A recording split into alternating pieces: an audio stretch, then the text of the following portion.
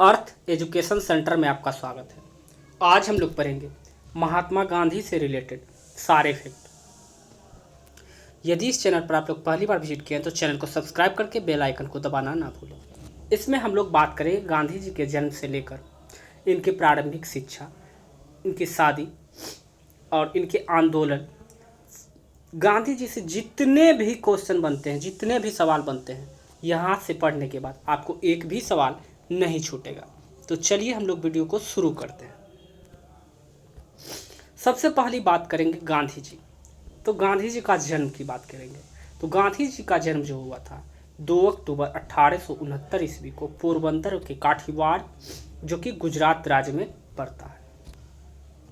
और इनके पिता की बात करें तो इनके पिता का नाम करमचंद गांधी था और माता का नाम पुतलीबाई था और इनकी पत्नी का नाम जो कि कस्तूरबा गांधी था। महात्मा गांधी के 4 पुत्र थे, हरिलाल, मणिलाल, रामदास और देवदास। और इनकी मृत्यु की बात की जाए तो 30 जनवरी 1948 को, जो कि 30 जनवरी को हम लोग शहीद दिवस के रूप में मनाते हैं और 2 अक्टूबर को हम लोग अहिंसा दिवस के रूप में मनाते हैं। तो ये दोनों फैक्ट भी आप लोग याद रखिएगा। अब आगे 2 अक्टूबर 1869 को पोरबंदर के काठियावाड़ में गुजरात राज्य में इनका जन्म हुआ था। इनकी प्रारंभिक शिक्षा की बात की जाए तो प्राइमरी स्कूल में इनका अध्ययन शुरू हुआ था 1876 ईस्वी में। ईस्वी यहाँ पर कोई इम्पोर्टेंट नहीं है। राजकोट के हाई स्कूल में इनका अध्ययन हुआ।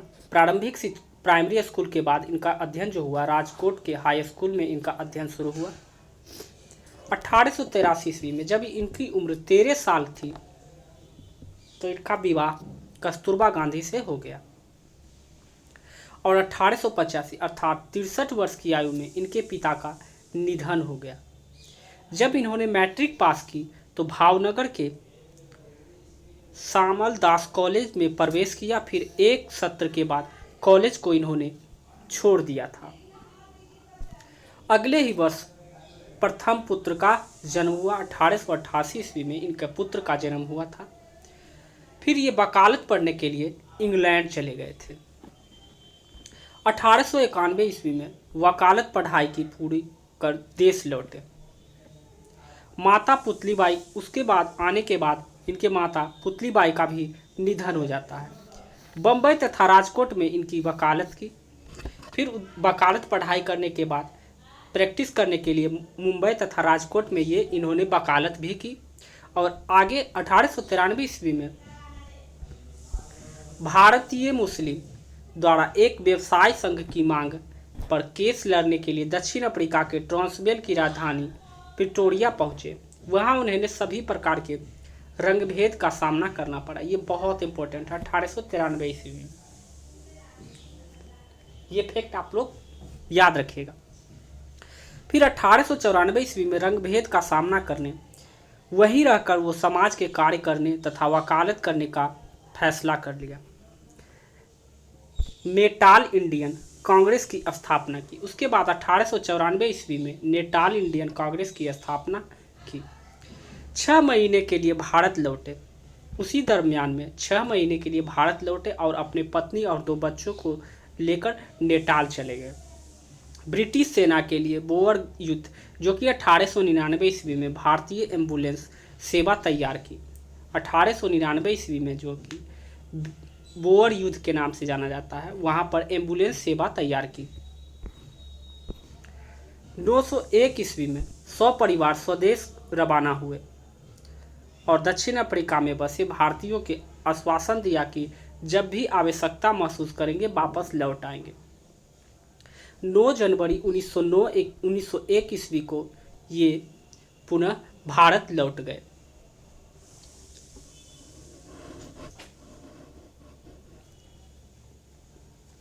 देश का दौरा किया। सबसे पहले इन्होंने कलकत्ता के कांग्रेस अधिवेशन में भाग लिया तथा बम्बई में वकालत का दफ्तर खोला। ये बम्बई में वकालत के दफ्तर खोले और कलकत्ता का दौरा किया सबसे पहले इन्होंने। 1902 ईस्वी में बात करें तो भारतीय समुदाय द्वारा बुलाए जाने पर दक्षिण अफ्रीका पुनः वापस लौट गए और 1902 ईस्वी में पुनः साउथ अफ्रीका लौट गए। 1903 ईस्वी में जोहान्सबर्ग में वकालत में दफ्तर खोला और वहीं पर इनका सबसे पहला प्रकाशन जो था पत्रिका का इंडियन ओपिनियन नाम से उनकी स्थापना की।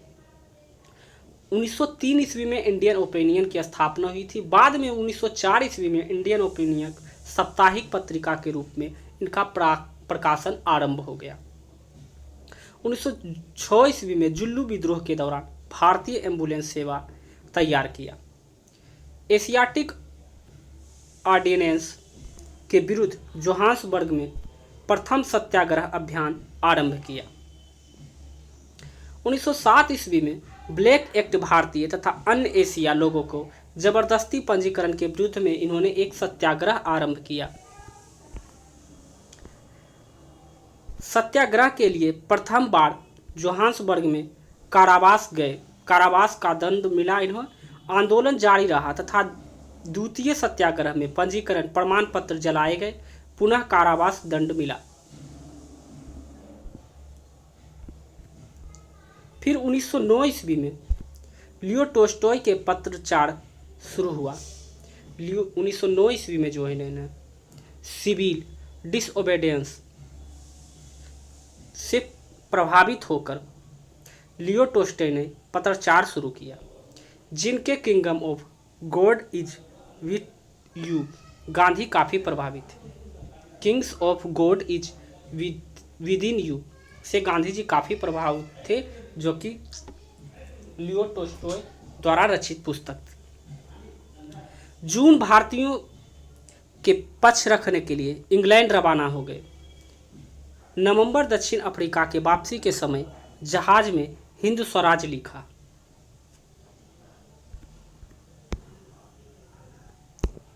उन्नीस 1910 ईस्वी में जोहान्सबर्ग के निकट टोल्स्टॉय फॉर्म की स्थापना की और बाद में जाकर 1913 में जो रंगभेद की दमनीकरण नीतियों के विरुद्ध सत्याग्रह जब जारी रखा तो ग्रेट मार्च का नेतृत्व किया, जिसे 2000 में भारतीय खाद्यान्न कर्मियों ने न्यूक्लियस से नेटाल तक की पद यात्रा की। अंततः सरकार को झुकना पड़ा था।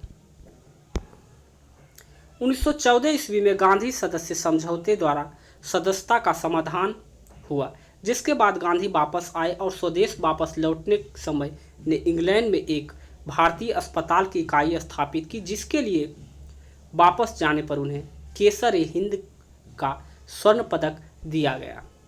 1915 ईस्वी में 21 वर्षों के प्रवास के बाद जनवरी में स्वदेश लौटे। याद रखिएगा 9 जनवरी 1915 ईस्वी को 21 वर्षों के बाद ये स्वदेश लौटे थे, भारत लौटे थे।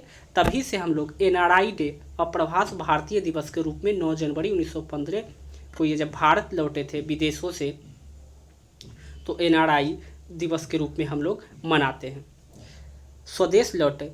मई के कोचरज के सत्याग्रह आश्रम की स्थापना की, जो कि वर्ष 1917 में साबरमती नदी के पास स्थापित हुआ और 1916 ईस्वी में फरवरी में बनारस हिंदू विश्वविद्यालय के उद्घाटन में इन्होंने अपना पहला भाषण दिया था। गांधी जी के स्वदेश में प्रारंभिक सत्याग्रह की शुरुआत यहीं से हुई। गांधी जी के स्वदेश में प्रारंभिक सत्याग्रह की शुरुआत। अब सत्याग्रह के बारे में हम लोग पढ़ेंगे। ये गांधी जी के बेसिक तथ्य थे, जो कि 9 जनवरी 1915 ईस्वी को ये स्वदेश लौट गए थे और यहाँ से अब इनका स्वदेश में ही सत्याग्रह की शुरुआत होगी। सत्याग्रह की प्रेरणा गांधी जी ने डेविड थोरो के लेख सिविल डिसओबीडियंस, लियो टोल्स्टॉय के kingdom of God is with in you, John Ruskin की अनटू दिस लास्ट एवं एमर्सन के विचारों से ली थी। याद रखिएगा सभी बुक और ऑथर के नाम को। सत्याग्रह सत्य और अहिंसा पर आधारित था। सत्याग्रह था जो तो वो पूर्ण रूप से सत्य और अहिंसा पर आधारित था। सत्याग्रह का शाब्दिक अर्थ होता है सत्य का पकड़ना। गांधी जी इस बात से चिंतित थे कि सत्याग्रह को कैसे निष्क्रिय प्रतिरोध से अलग किया जाए, क्योंकि सत्याग्रह एक अलग तकनीक पर आधारित था। जिसे उपवास, हिजरत बंदी तथा हड़ताल प्रमुख साधन था। गांधी जी का एक प्रमुख हथियार था जो कि भूख हड़ताल था। ये भूख हड़ताल करके अपनी बात सरकार से मनवा लेते थे, जो कि इनका प्रमुख हथियार के रूप में जाना जाता है। गांधी जी को राजनीतिक गुरु जो कि गोपाल कृष्ण गोखले जी को माना जाता था।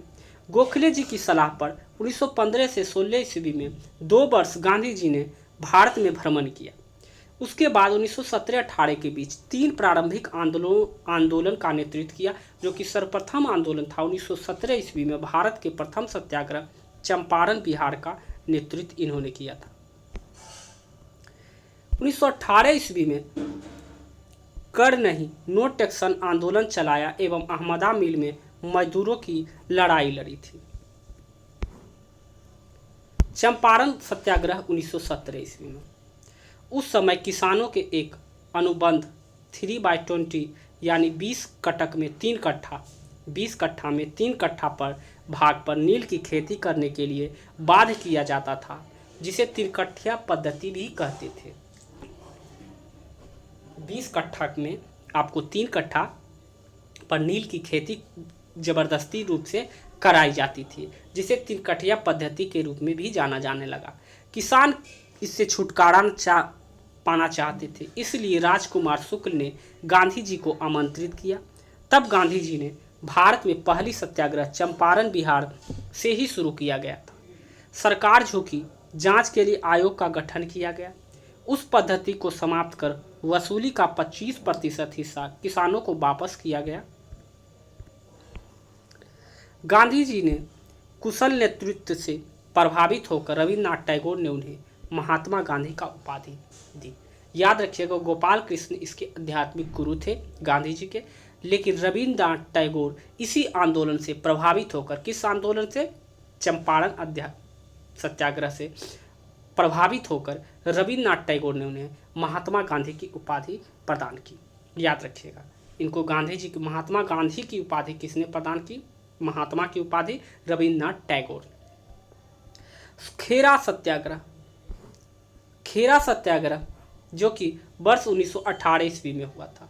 खेरा जो कि वर्ष 1918 ईस्वी में गुजरात के खेरा जिले में भीषण अकाल पड़ा था। इसके बावजूद सरकार ने मालगुजारी प्रक्रिया बंद नहीं की, टैक्स लेना बंद नहीं किया था, अपितु यह हुआ कि 23% वसूली बढ़ा दी और वसूली भी बढ़ा दी, जबकि राजस्व व्यवस्था के अनुसार यदि फसल का उत्पादन कुल उत्पाद के 1/4 से कम हो तो किसानों को कर्ज माफ कर देना चाहिए। इस पर गांधी जी ने घोषणा की, यदि सरकार गरीब किसान का कर्ज माफ कर दे तो सक्षम किसान स्वयं कर दे देंगे। सरकार ने गुप्त रूप से अपने अधिकारियों से कहा कि जो किसान सक्षम है उन्हीं से कर लिया जाए। अहमदाबाद मिल हड़ताल। इसके बाद अहमदाबाद में एक मिल हड़ताल हुआ, जो कि वर्ष 1918 ईस्वी में। यह आंदोलन भारतीयों के लिए कपड़ा मिल के मालिकों के विरुद्ध किया गया था। इस पर मजदूर बोनस को लेकर गांधी जी ने भूख हड़ताल करने को कहा था तथा स्वयं भूख हड़ताल की। ये उनकी पहली भूख हड़ताल थी। पहली भूख हड़ताल अहमदाबाद मिल हड़ताल थी, याद रखिएगा आप लोग। इसके फलस्वरूप क्या हुआ कि मिल के जो मालिक थे उनसे समझौता करना पड़ा, तो समझौता के लिए तैयार हो गए और इस मामले को ट्रिब्यूनल को सौंप दिया, जिससे मजदूरों को पक्ष में लेते हुए 35% बोनस देने का फैसला सुना दिया। इसके बाद 1919 से 1922 में खिलाफत आंदोलन में भाग लिए। इसका उद्देश्य था तुर्की में खलीफा के पद की पुनः स्थापना करने के लिए अंग्रेजों पर दबाव डालना।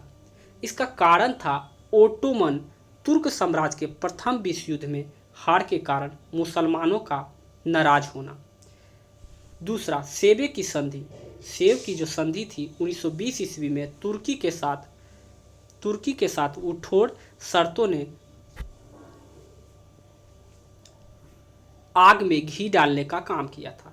तीसरा इसका कारण था अंग्रेज द्वारा सुल्तान के विरुद्ध उकसाए जाने से अरब में विद्रोह हुआ, जिससे भारत के मुसलमान की भावना आहत हुई थी।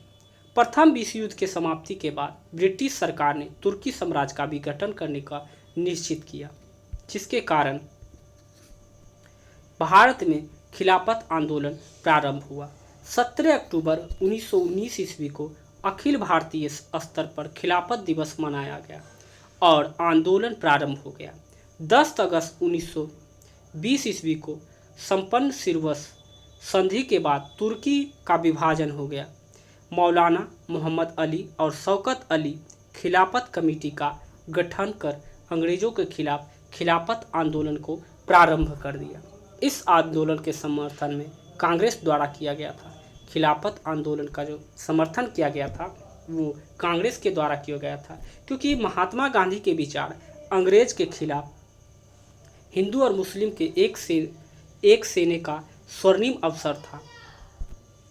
जब मुस्तफ़ा कमाल पाशा के नेतृत्व में टर्की के खलीफा सत्ता समाप्त कर दी गई तो 1922 ईस्वी में यह आंदोलन स्वतः ही समाप्त हो गया। अब है इसके आगे 1920 ईस्वी में असहयोग आंदोलन। गांधी जी ने रॉलेट एक्ट एवं मोंटेग्यू चेम्सफोर्ड सुधार का बड़ा आघात लगा। मुसलमानों ने भी खिलाफत कमेटी का गठन कर खिलाफत आंदोलन शुरू कर दिया। गांधी जी ने अंग्रेजों के खिलाफ असहयोग आंदोलन चलाने का निश्चय किया। उसका उद्देश्य था कि ब्रिटिश सरकार राजनीतिक, आर्थिक और सामाजिक संस्थान का बहिष्कार करना और शासन के कमिश्नरी को भी बिल्कुल ठप करना। शुरुआत 1920 में राष्ट्रीय कांग्रेस कलकत्ता अधिवेशन के बाद दिसंबर 1920 में कांग्रेस के नागपुर अधिवेशन में इस निर्णय को स्वीकृत किया गया था। जनवरी 1921 ईस्वी में कांग्रेस द्वारा महात्मा गांधी जी के नेतृत्व में ईमानदारी पूर्वक असहयोग आंदोलन का प्रारंभ किया गया था। असहयोग आंदोलन के सफल बनाने हेतु किए गए प्रयास क्या क्या थे, आइए हम लोग पॉइंट वाइज पढ़ते हैं। सरकारी उपाधियों, वेतन तथा अनैतिक पदों पर का त्याग करना था। सरकारी उत्सवों, दरबारों को सम्मिलित ना होना। सरकारी एवं अर्ध सरकारी स्कूलों का त्याग करना। 1919 के अधिनियम के अंतर्गत होने वाले चुनाव का बहिष्कार करना। सरकारी आंदोलन का बहिष्कार करना। विदेशी माल का बहिष्कार करना। ये सभी असहयोग आंदोलन को सफल बनाने में किए गए प्रयास था। गांधी जी ने एक पत्र के द्वारा वाइसराय लॉर्ड रीडिंग को सूचित किया कि यदि सरकार ने अपना रवैया नहीं बदला तो शीघ्र ही कर ना देने का आंदोलन चलाया जाएगा। आंदोलन समाप्ति का उसका कारण क्या था? गांधी जी ने कहा था आंदोलन पूरी तरह अहिंसक होना चाहिए, किंतु फरवरी 1922 ईस्वी में चौरा चौरी कांड की वजह से इससे स्थगित कर दिया गया। तो इसके आगे हम लोग पढ़ेंगे चौरा चौरी कांड, जो कि 4 फरवरी 1922 ईस्वी को गोरखपुर के पास एक कस्बे में हुआ था।